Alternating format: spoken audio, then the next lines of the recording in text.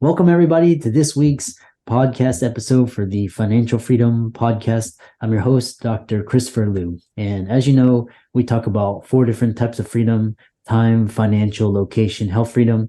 And in that light, I bring on today's guest is Dr. Steve Pearlman, and he dubs himself as the Steve Jobs of critical thinking, which is really interesting. So I'm always interested in people doing things on the cutting edge. And so today we're going to be talking about critical thinking, thinking for yourself, our modern school education system.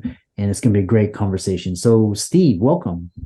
Thanks so much for having me on. It's a pleasure to be here. Quick question. So why do you dub yourself as the Steve Jobs of critical thinking?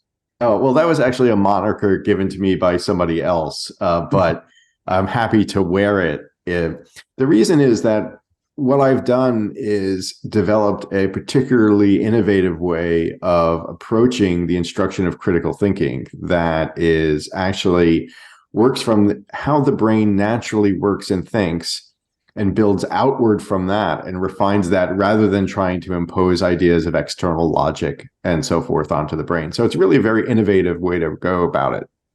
Yeah.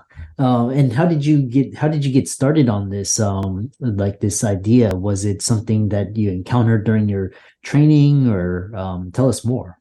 I wish it was something someone trained me in because my life would have been better off for it. But no, I was in academia for over 30 years, teaching writing and critical thinking. And that pursuit was a dedicated one, but it really wasn't until about 2011 when I was challenged by a university to raise critical thinking outcomes across the entire university. And that seems like something that all universities should obviously be doing, but they're not. And in fact, the outcomes in academia around critical thinking are fairly dismal. Around 5% of college students are shown to be proficient in critical thinking.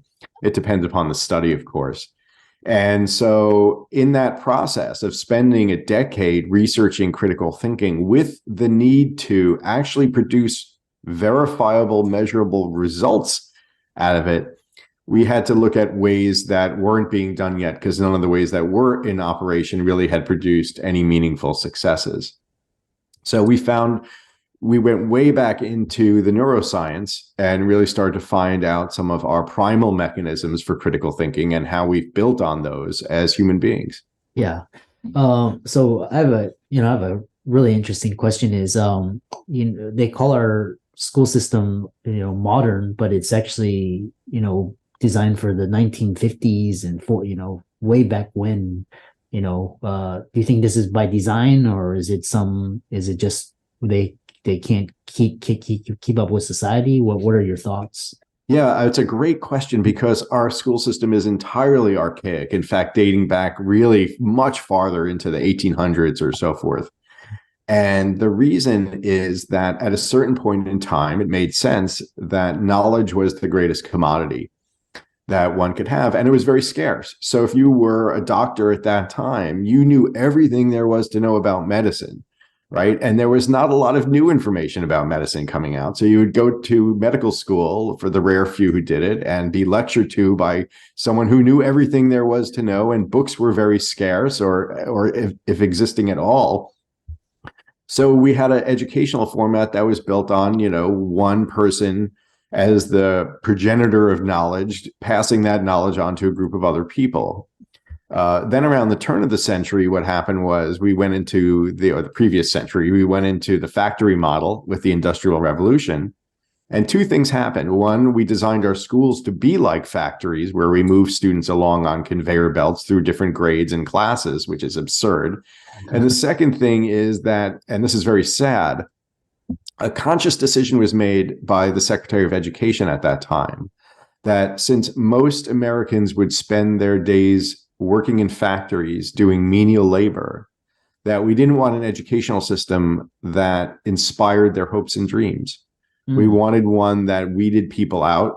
Only the very smartest ones in a very narrow band could move forward, and the rest had to get used to responding to the bell, sitting still, and following orders, because that's what their factory life was going to be. And it's the damage to that's been done in our society since it is incalculable. The amount of money, the amount of time, the amount of money and the amount of minds that have been put to waste because of that.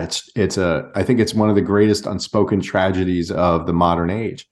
So yeah, we are way outdated, and there are so many better ways for us to approach education, but unfortunately they have not taken root in our educational system. And I want to say this, by the way, very importantly, let's support our educators. I've worked with thousands of educators, and they are good people who want to do the right things by our students, but they're in a system that is not affording them that opportunity. Yeah, it seems like when you look around, like all of these, like for example, healthcare, education, or financial system, political system, transportation, everything is like just that everything is just so it doesn't work anymore. It's like, and it's like, which is really frustrating. But at the same time, there's a lot of opportunity. What does one thing is what's interesting is how does you founded the Critical Thinking Institute, and I know you have teaching kids and how to think critically and how that applies to real world decisions. Give us a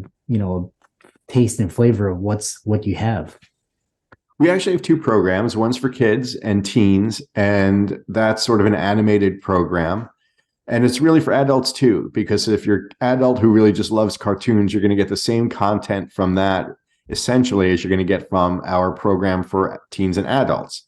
And they're just delivered in some different formats, and they emphasize some things a little bit differently, but essentially you're getting the same training through them. And they are year-long experiences, 50 classes, just a few minutes a week on critical thinking. But what they're doing is really teaching everyone essentially an operating manual for your own brain. And so how to recognize, what does our brain do when we think? Why does it do it? What are the good things that it does? Because we all have good things that our brain does when it thinks. And we all have bad things that our brain does when it thinks that actually suppress or interfere with good reasoning. And those are for survival purposes that no longer really function in the modern time. But, our brains don't know that we're in a modern time yet. They haven't evolved that far.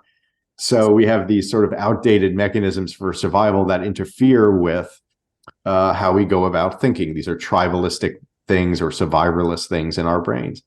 And we're going to learn all of that and more as it applies to everything you do in life, because this is a naturalistic system for critical thinking. It applies to every single thing you do, from the decisions you make in life to reading and writing to your career and so forth. And I think I should mention that research has shown, this is fascinating, when it comes to making the best real life decisions, intelligence is not the determining factor. It's a factor, but it's not the biggest determining factor. And the biggest determining factor is critical thinking skills. But then you have to ask yourself, how many people have really been trained in ways to think and operate their brains better?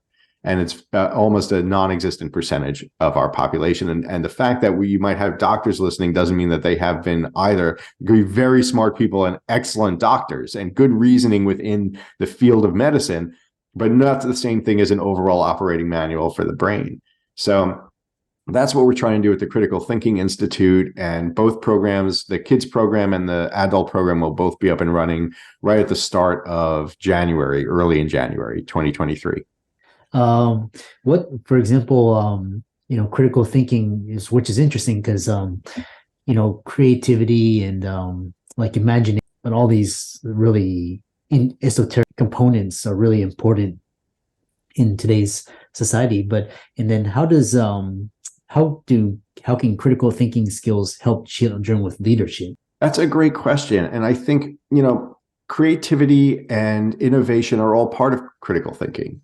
Because in order to innovate something, we have to, in a certain way, be able to understand what exists and what's wrong or what's incomplete about what exists. And then we have to know how to be able to transcend that idea into a bigger idea or a better idea, right? How to break a new paradigm.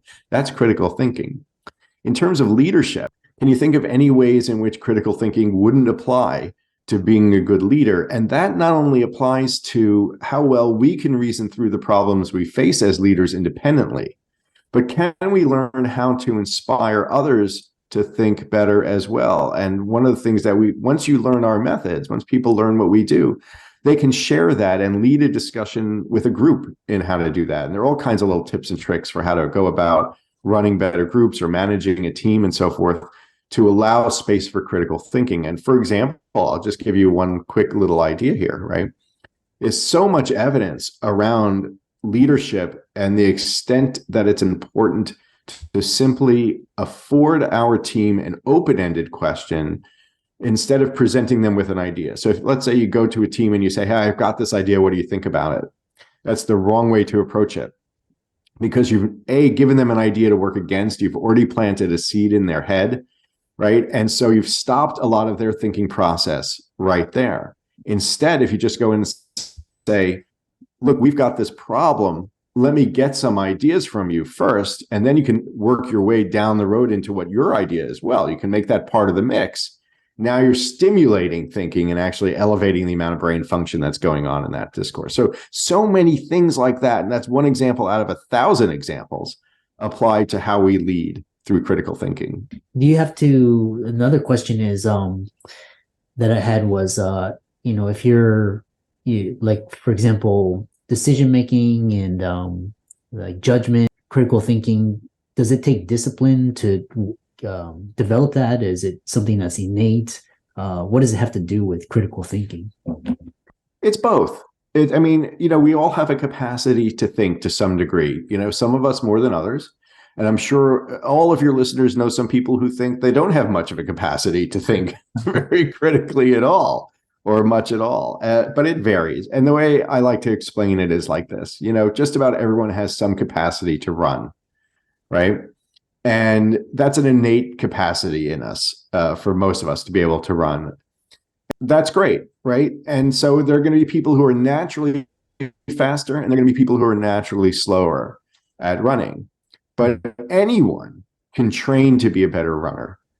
And in training to be a better runner, will always be faster and be able to run longer distances than they would have been if they didn't train it. Now I'll be honest with you. I could have trained running from the time I was a little kid as hard as I would. I never would be fast as Usain Bolt, right? None of us would be, probably, right?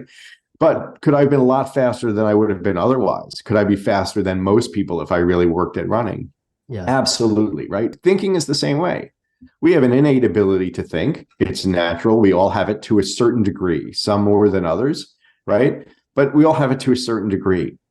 But it's a skill that we can then understand and amplify in ourselves if we practice it. So I don't know if disciplined is the right word. That's part of it, I guess. I think it's just more practice, understanding what it is our brain does, being self-aware of it, and then learning to maximize those good aspects of our brain function. Yeah, very fascinating discussion.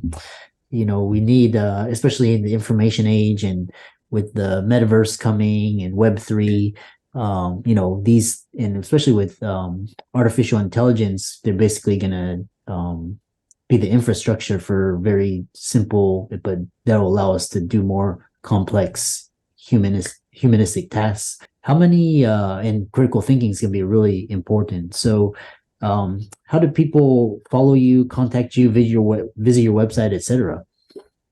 I love this question so much because, the one thing that I think is going to be the hardest thing for AI to replace is thinking, right? Is developing new ideas, is innovating and so forth. So it's such an important question. You can find me at thectinstitute.com. That's the Critical Thinking Institute at thectinstitute.com. And you can also follow me on Twitter and so forth, and Instagram. You can find me on Facebook at the Critical Thinking Institute. You can find me on Instagram at the CT Institute, and so on and so forth. But check out the ctinstitute.com. You can learn a lot more about what we do and the science behind it there. Yeah, so for all the listeners out there, fantastic discussion. I hope you got some really gems, especially this is a very important skill to have in the next 20, 30 years.